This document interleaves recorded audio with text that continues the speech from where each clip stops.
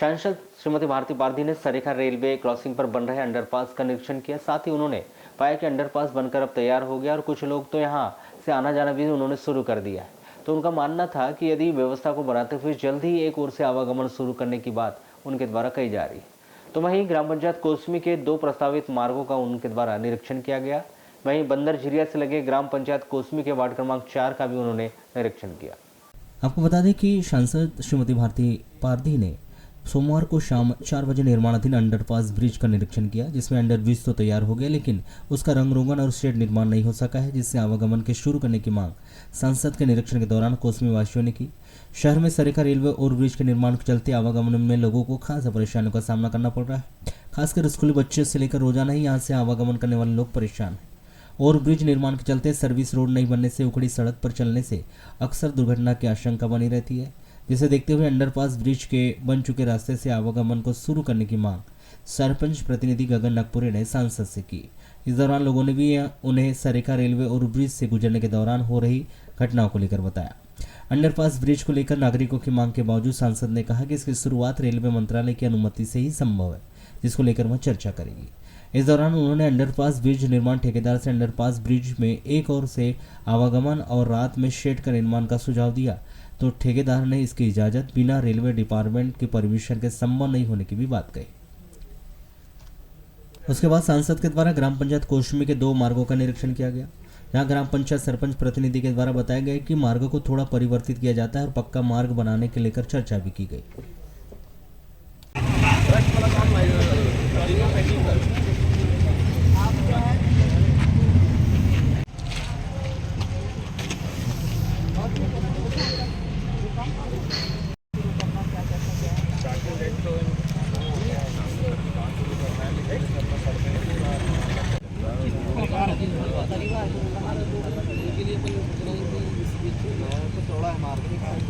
निर्माण हो रहा है और तेजी से काम चल रहा है।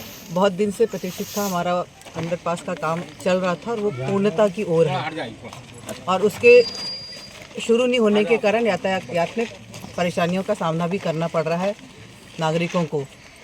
उसी का निरीक्षण करने हम आए थे, क्योंकि ना ही रेलवे वाले यहाँ से, ना ही पीडब्ल्यूडी वाले, ना कोई भी आम व्यक्ति उसका शुभारंभ नहीं कर सकते।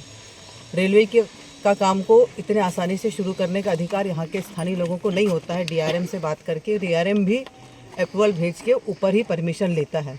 तो मेरी सुबह भी डीआरएम साहब से बात हुई थी, क्योंकि कुछ परेशानी इसलिए भी हुई कि 2-4 दिन के पहले ही अभी डीआरएम चेंज हुए हैं। पहले हमारे पास एक महिला डीआरएम थी, अभी गुप्ता जी आए हुए हैं। 2-3 दिन उनको समझने में लगा। फिर आज भी मेरी 2-3 बार उनसे बात हुई, तो उनका ये था कि 15 दिन का समय वो मांग रहे थे। लेकिन इसीलिए मुझे था कि अंडरब्रिज का निरीक्षण करके मैं देखूं कि क्या स्थिति क्या है।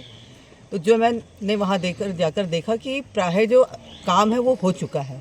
जो काम बचा है वो ऊपर में टीन के शेड का काम बचा है और एक जो पुताई वो करते हैं। तो उनका ये आ रहा था कि हम जब तक उसकी सारी फ़ोटोग्राफ्स खींच के ऊपर नहीं भेजते, हमको शुभारंभ के लिए वो नहीं होता। तो उनका ये था कि मैडम वो करते हैं, फिर आप बोलेंगी तब करेंगे। तो मैंने कहा मुझे उससे वो नहीं है, जनता के लाभ के लिए हमने बनाया है, उसका शुभारंभ का उतना महत्व नहीं है।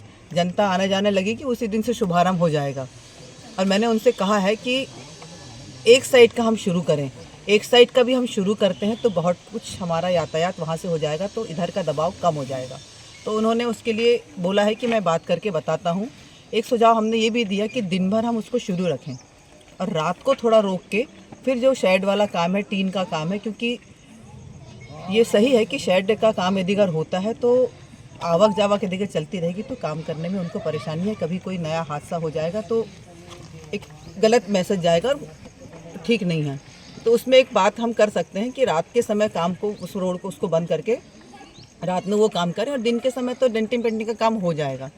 दूसरा कुछ सुझाव हमारे सरपंच के माध्यम से था कि जो रोड प्रस्तावित रोडें हैं 4 लेन की, उसके मार्ग को परिवर्तित करने का, और वो परिवर्तित क्यों करी जाए, उसमें किसानों को क्या लाभ है, आम जनता को क्या लाभ है, ऐसी बहुत सी चर्चाएं थी। तो उसी संदर्भ में निरीक्षण बहुत दिन से हमको करना था, उसी इसमें आए थे। और आज ये वाला जो रोड है, ये बंदर झिरिया वाला जो मार्ग है, निश्चित तौर पर इस मार्ग को यदि अगर हम किसी मद से इस रोड को हम बनाते हैं तो इस एरिया की जो जनता है, इस एरिया के जो लोग हैं, इनको चाहे वो गायखुरी तरफ जाएं, चाहे इधर वो गोंदिया रोड पे जाएं, तो बहुत आवागमन के लिए सुलभता होगी, क्योंकि बहुत ही खस्ता हाल रोड है और ये रोड यदि अगर हम बना के उनको देते हैं